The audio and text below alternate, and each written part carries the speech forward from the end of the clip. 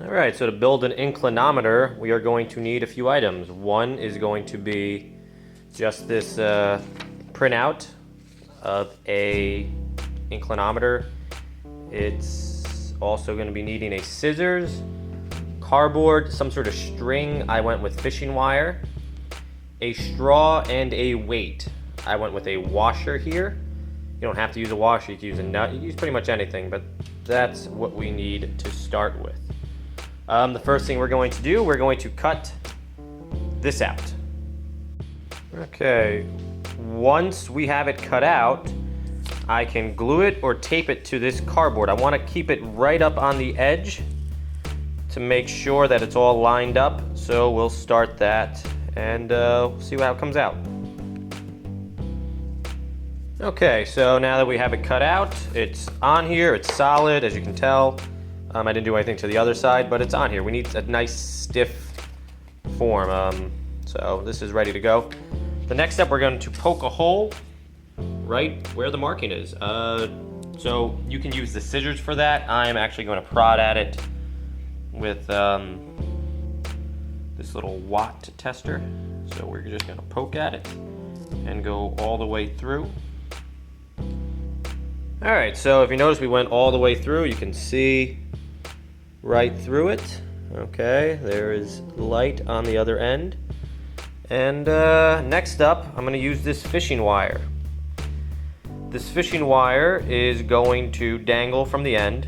And it's important that I do this before I put the straw on. Because the straw is going to go over the hole. So I'm going to put the wire through and then tie the washer to it. So that'll take a little bit of time. Alright, so now we have an almost finished product. We have it taped to the cardboard. We have the fishing wire going through the hole we made. You can see it. And it tied to the washer. On the back, all I did was tape the string to the back. You could see the tape right there. We just did the easiest route possible. It's not going to be pretty, but it'll be functional.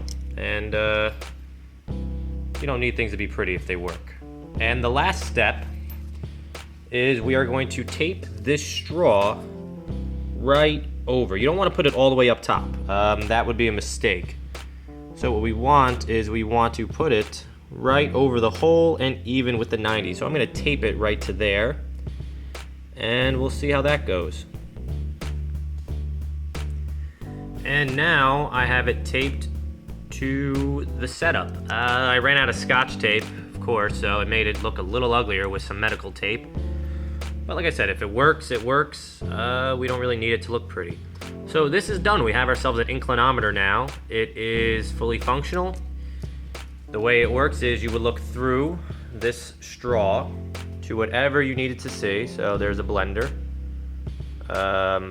Nope, that's not a blender, that's some sort of pot. But you would look through at whatever you wanted at the height. So whatever you want to measure the height.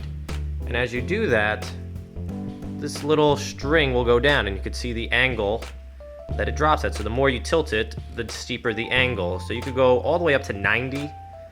But with that, you would just, as you look through, you would see where its angle is and you would get the angle. And that's how you make an inclinometer. Thank you.